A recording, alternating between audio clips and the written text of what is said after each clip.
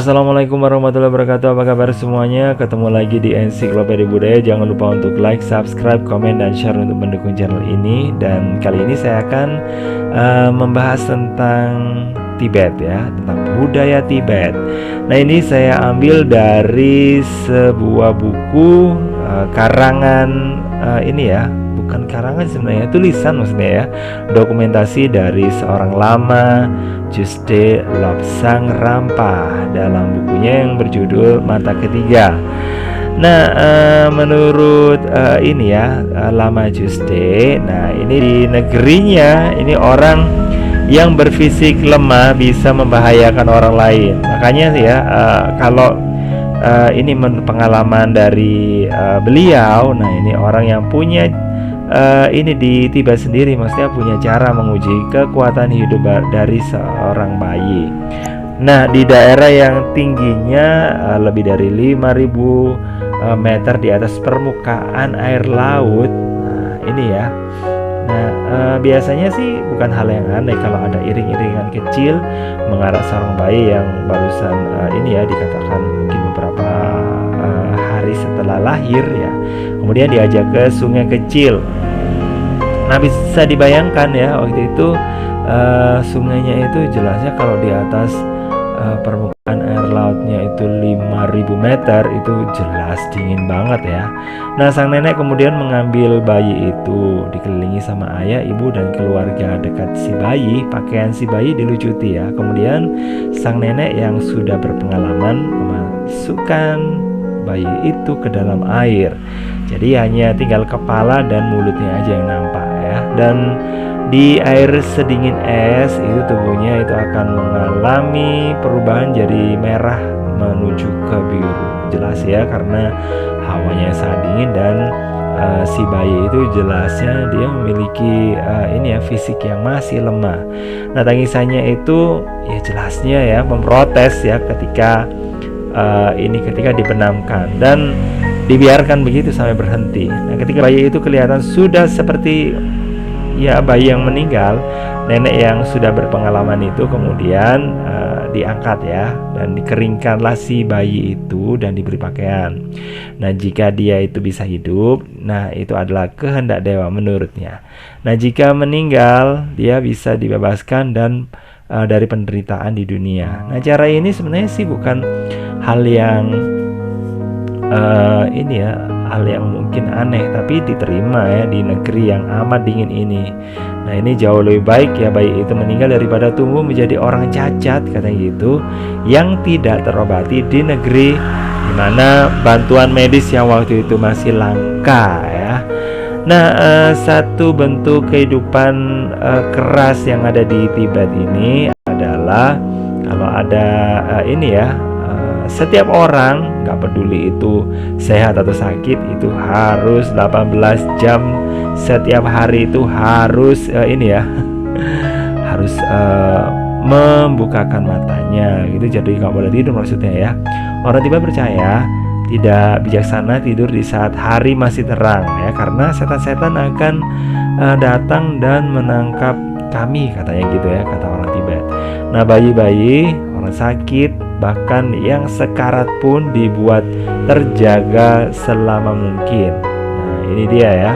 Nah, salah satu contohnya adalah kakak dari lama yang menulis buku Mata Ketiga itu ya, yang tidak cukup kuat untuk hidup di Tibet. Nah, sebelum usia 7 tahun dia meninggalkan keluarganya menuju ke tanah dengan banyak kuil ya, maksudnya itu di sebuah lapangan gitu ya. Nah, saat itu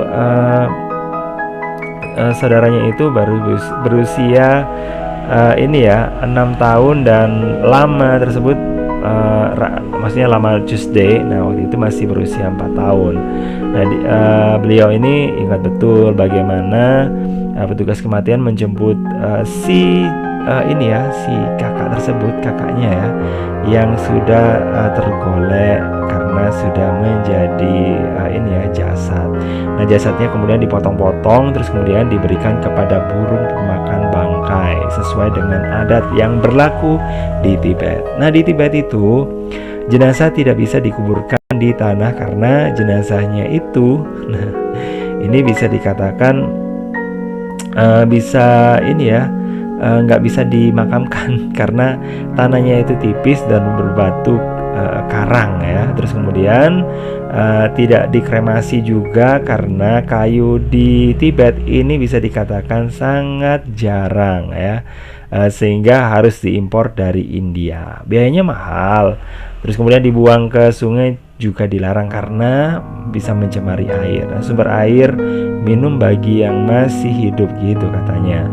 Nah, satu-satunya cara ini membuang jenazah ke udara, yaitu dengan bantuan burung-burung pemakan daging, maksudnya gitu. Nah, perkecualian ini berlaku bagi para lama dengan pangkat tertinggi yang merupakan reinkarnasi dari roh-roh sebelumnya. Jenazah mereka itu dibalsem dan ditempatkan dalam kotak dengan tutup dan kaca sehingga bisa terlihat. Nah, kotak itu disimpan dalam kuil. Ada juga yang setelah itu dibalsem dan dilapisi dengan emas. Nah, ada pengalaman yang menarik ya saat Lama Chusde ini sudah menjadi lama atau ya lama itu merupakan inilah guys ya, semacam kayak jabatan gitu ya, pangkat gitu yang ada di ini di Tibet ya untuk tokoh agama. Nah, saat mengantar jenazahnya itu seorang lama inkarnasinya itu ya, ini menuju ke bangsal para inkarnasi, ada kekuatan aneh yang membuat Lama Chusde terpesona dan tertarik pada salah satu patung yang ada di situ. Nah, patung itu seakan menatap sang lama dengan senyuman yang khas. Ternyata menurut lama yang menjadi pembimbingnya itu, tokoh yang ditampilkan patung itu saat hidupnya adalah inkarnasi atau ini ya, titisan yang terakhir ya. Nah, titisan dari Lama Chusde yang terakhir. Nah, bagaimana sih bisa bisa mengetahui seperti itu? Karena gini, orang Tibet itu punya cara tersendiri untuk untuk mengetahui hal yang mungkin bersifat ramal-ramal gitu, karena mereka itu sangat percaya dengan adanya astrologi. Karena di Tibet astrologi itu merupakan bagian dari tiap sendi kehidupan mereka. Makanya sih nggak heran bila seseorang yang mempunyai bakat di bidang sesuatu gitu ya, misalnya ya di bidang agama itu ya, atau mungkin bisa membuka supaya bisa membuka mata ketiga atau auranya gitu. Nah, ada yang yang unik lagi ya. Sebenarnya sih nggak unik sih. Kalau di daerah Tibet, nah ini apalagi di zaman dulu ya.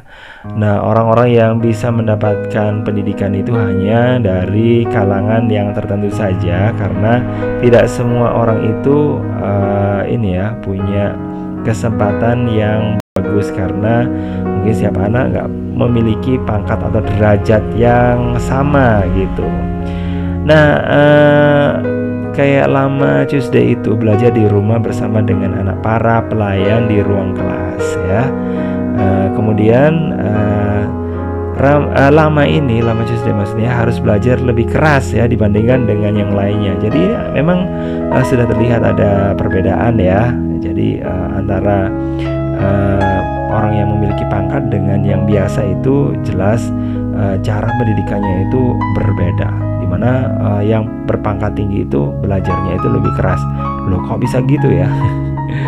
Ya begini, menurut ayahnya Lama Chusde ini dan juga menjadi sikap resmi di negeri Tibet. Nah, semakin tinggi derajat seorang anak, makin berat pendidikannya. Alasannya anak dari keluarga yang tidak mampu ini tidak punya harapan untuk hidup senang di kemudian hari. Makanya harus diberikan kebaikan dan perhatian selagi muda. Sebagai anak-anak dari kalangan atas, karena memang sudah terjamin ya, maka dia itu harus dididik dengan keras supaya bisa merasakan susahnya kehidupan dan nanti menunjukkan perhatian pada orang lain. Jadi kayak empati kayak gitu ada ya. Nah, kemudian ayah sang lama tersebut ini memang tokoh yang terkemuka dalam pemerintahan Tibet waktu itu. Nah, keluarga ibunya juga sama ya. Jadi keluarga tingkat atas di Lhasa. Jadi keluarga lama tersebut ini cukup berpengaruh ya namanya berpengaruh, termasuk juga kalau sama kucingnya juga dihormati ya, kudanya juga dihormati sama masyarakat di sana. Jadi ya kayak gitulah sekilas tentang Tibet. Mungkin mudah-mudahan saya bisa ngobrolin tentang yang lainnya dari buku itu. Oke, saya akhiri dulu ya. Makasih udah gabungan. Jangan lupa untuk like, subscribe, komen, dan juga share untuk mendukung channel ini. Dan saya akhiri, wassalamualaikum warahmatullahi wabarakatuh. Bye bye.